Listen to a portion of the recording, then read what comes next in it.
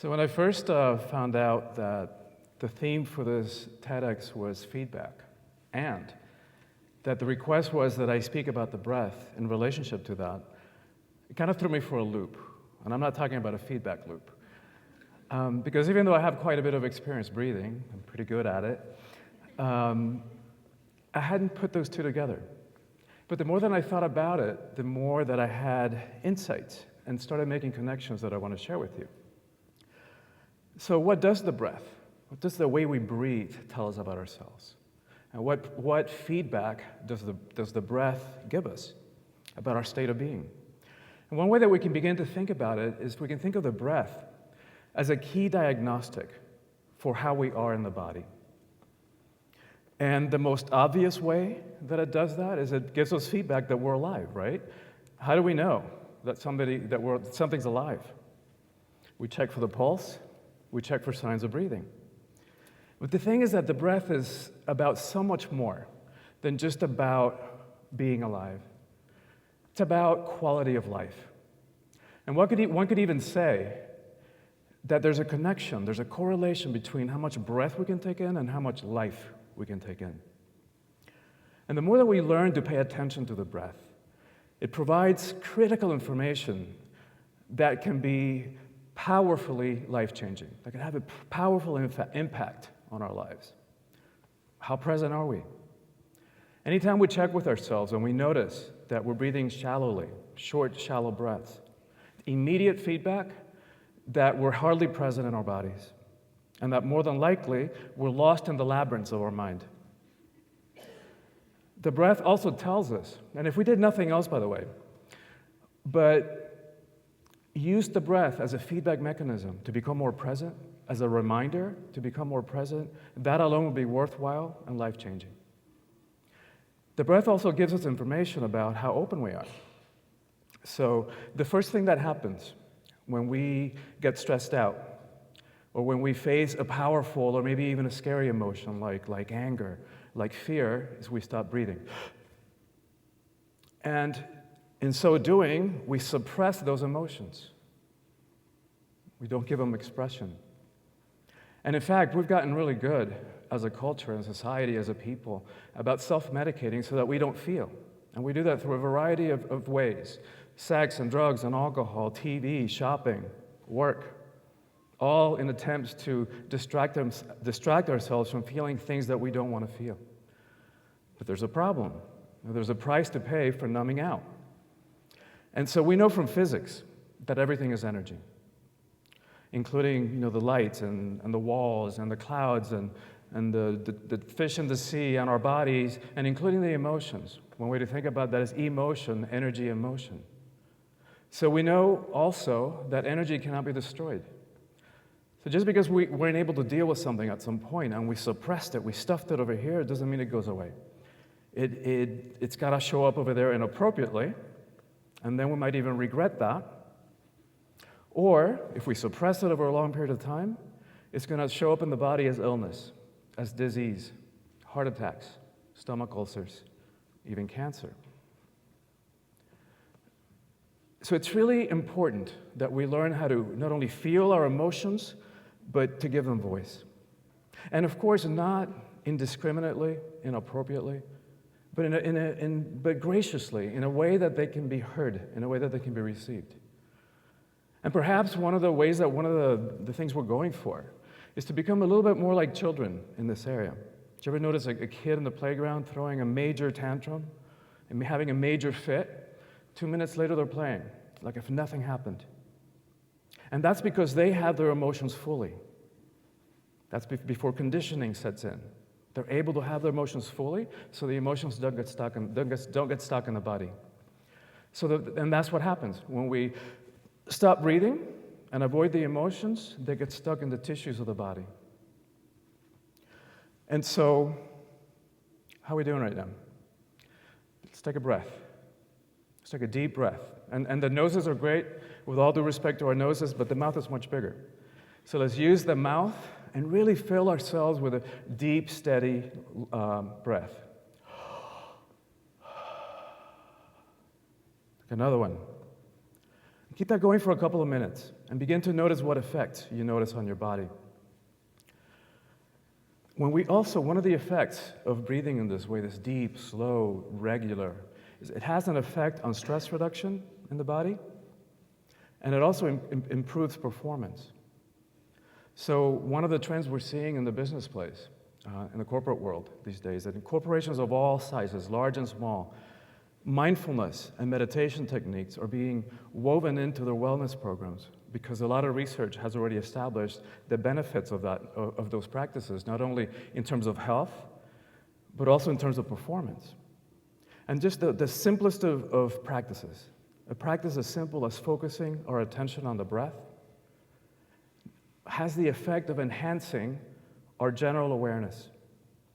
And the other thing that happens when we breathe in the slow, regular, steady way is that it triggers the parasympathetic nervous system and the release of oxytocin and other happiness hormones, which reduce stress and generate feelings of well-being. So now you've got somebody in the workplace with focused attention, generalized feeling of heightened awareness. Increased performance is almost inevitable.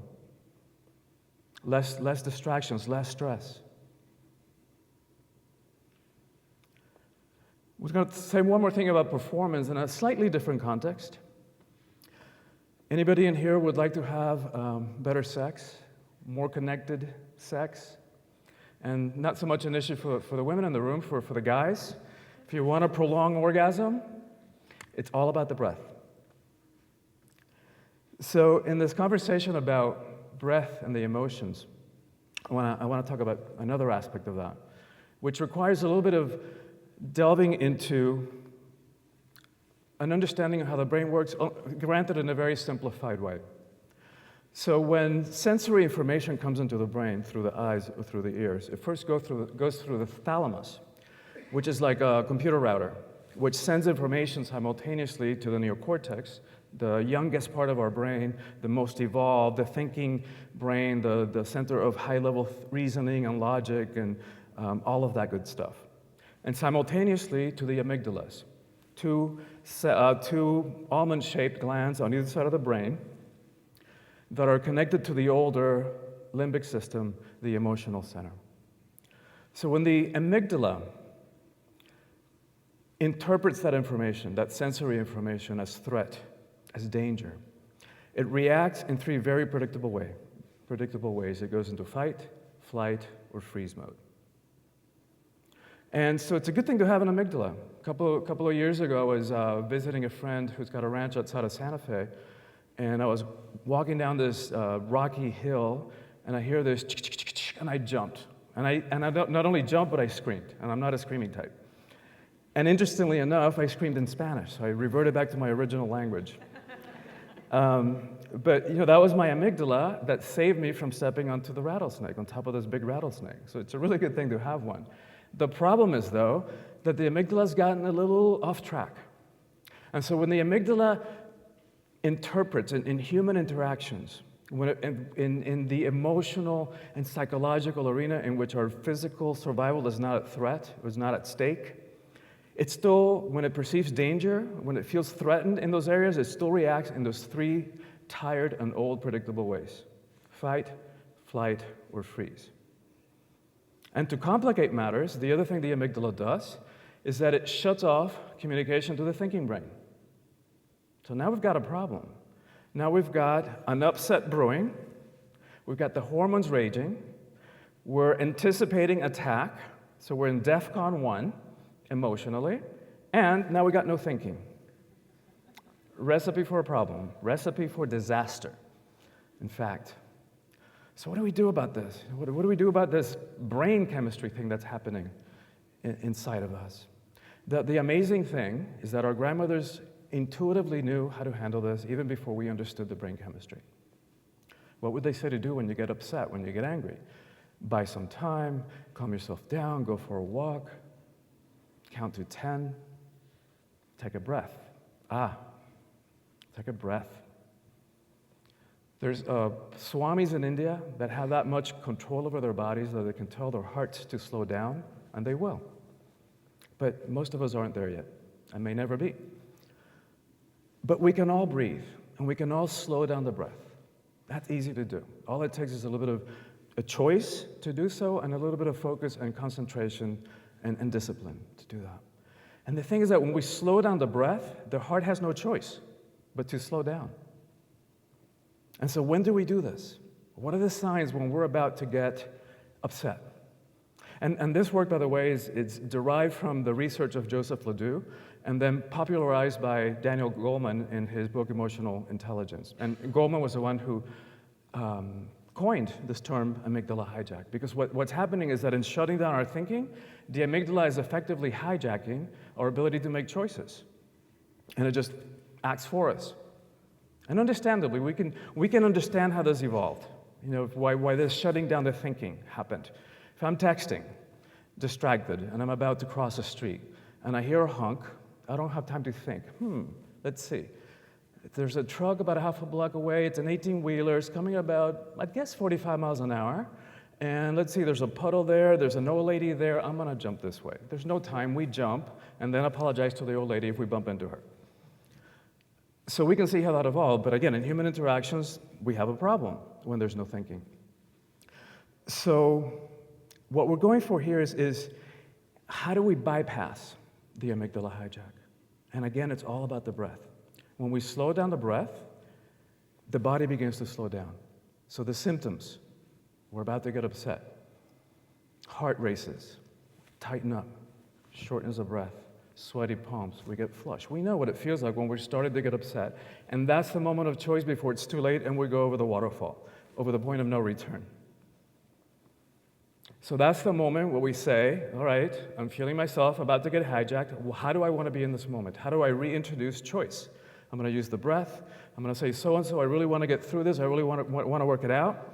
I'm going to go for a walk around the block. I'll be back. And we'll continue talking then. That's the moment of choice. So the point is that we can use the breath to bypass our brain chemistry and to reintroduce that moment of choice, the element of choice. So how do I want to be in this situation? How do I want to handle this in a way that's going to serve everybody concerned and that's going to work for me? And the point is that we're greater than our brain chemistry. And while we're at that, we're so much greater than the sum of all our past actions and all of our past mistakes. We're so much greater than our conditioning. We're so much greater than all of our past wounds. We're so much greater than our addictions. We're so much greater than our DNA. And the breath can help us remember that. So we've been talking about the breath as a tool for emotional freedom. How do we free ourselves from this? And so we're going to talk briefly now about how to use the breath as a tool for healing. We're going to talk about breathwork briefly. My dad was a psychiatrist. My degree's in psychology. I was on a track to get a PhD.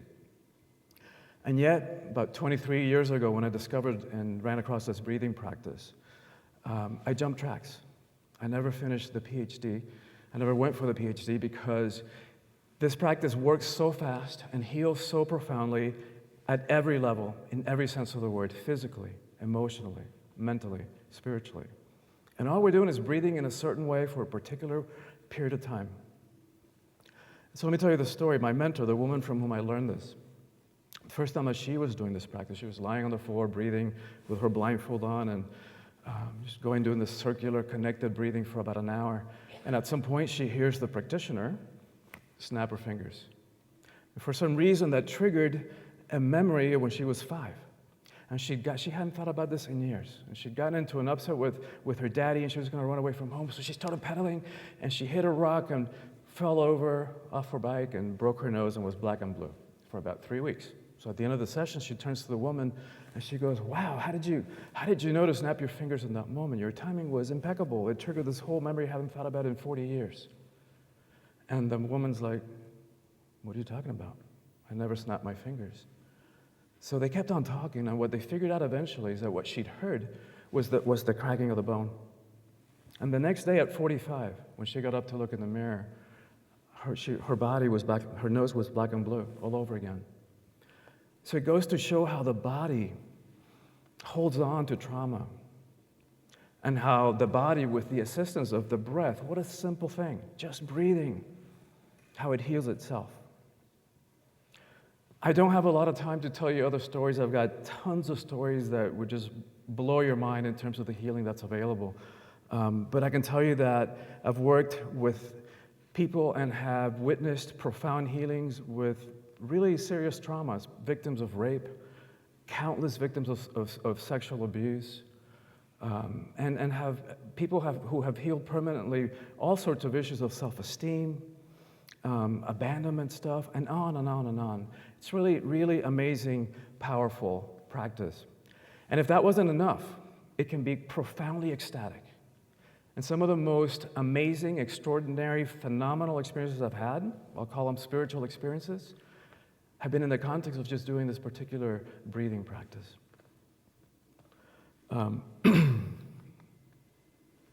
Which brings me to this next section, which is very interesting, that in most spiritual traditions, or many spiritual traditions, and in many languages, the word for spirit and breath are interchangeable. So we just saw from the Latin spirare, we get respiration, inspiration. From the ancient Greek pneuma, from which we get pneumonia, meant lung and soul. And ha, the Hawaiian, I love because the Hawaiians, ha, breath, ha. They had a very interesting, kind of derogatory term for the non-natives, for the white folk who invaded the islands, and they called them haulis, which literally means without breath.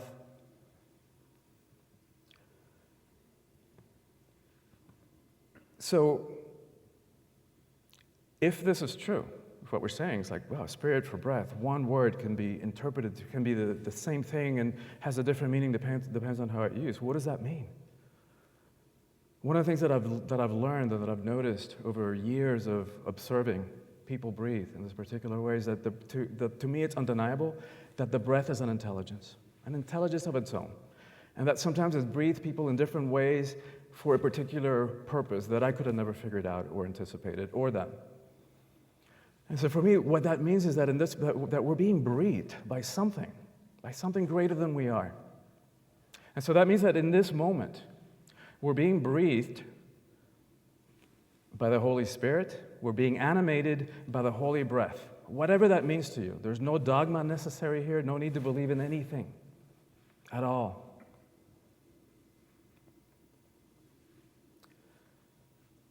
Thich Nhat Hanh, the Vietnamese Buddhist monk, talks about the breath as a bridge between the body and the spirit. And so weaving it back to feedback, we can say that the breath is a feedback loop to our sense of connectedness. This feedback loop that gives us our information about how connected we are between our body and our spirit. That gives us information about how connected we are to this greater part of us. Ineffable, indefinable, inexpressible, mysterious part of who we are, but undeniable.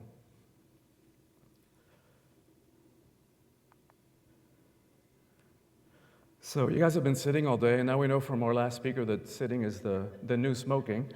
So I invite you to stand for a moment. And I invite you to we're going to take a couple of breaths together. And so I invite you to keep this in mind as we take the first breath. So we think about it, now that we know that there's one thing that I want to add here, which has to do with the element of argon. And there's a movie that came out not too long ago, I Am, documentary by Tom Shadyac, which I highly recommend. I show it at retreats, at weekend retreats. And one of the people that he interviewed in the movie, one of the experts, talks about how 1% of the air that we breathe contains the element of argon, which is an inert element, which means that it's immutable, it doesn't change. So we breathe it in, and it comes back out identical, the same thing that was breathed in, unlike oxygen, that is released as transformed and transmuted as carbon dioxide. So what that means is that the argon that we're breathing right now is the same exact argon that was breathed by the Buddha and Jesus and Mary Magdalene, the same argon that was breathed by Gandhi and Dr. King, and King David and Abraham and Muhammad, and Joan of Arc and Mother Teresa, Leonardo and Michelangelo, And on and on and on. The same argon that was breathed by all our greatest prophets and truth bringers and light carriers. The same argon that was breathed by the greatest artists and inventors and creators. It's in us right now. And the same argon that was breathed by the saber-toothed tiger and the woolly mammoth and the pterodactyl. And that's being breathed today by the modern-day elephant and the whale and the peacock and the butterfly. So when we take this first breath, we're going to take 4 of them. The first one, let's remember now, so we're breathing the same stuff. And we think about it, where does my breath end and yours begin? So the first one will take as a reminder that there's really just one breath. Let's go ahead and do that. Okay, maybe you didn't hear what I said in the beginning, that there's a relationship between how much breath we can take in and how much life we can take in. So the next 3, let's breathe like you really mean it. Let's breathe like if our lives depended on it, which they do. All right, so the second breath, I want to give you this to keep in mind as we breathe. Human beings share more than 99.999% of our DNA. So that means that we can't even talk about different races. There's one race. There's one humanity. So let's breathe this one as that reminder that we're just one. Let's go ahead and do that.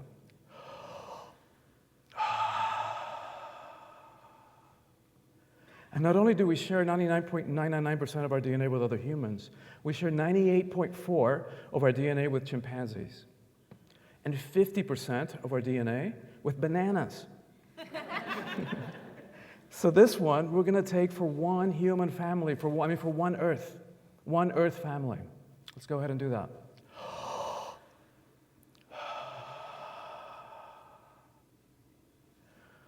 And then this last one we'll just take together as one love, because ultimately, when we think about it, all the spiritual teachings talk about it. That is our essence. That is what we are. So, one love.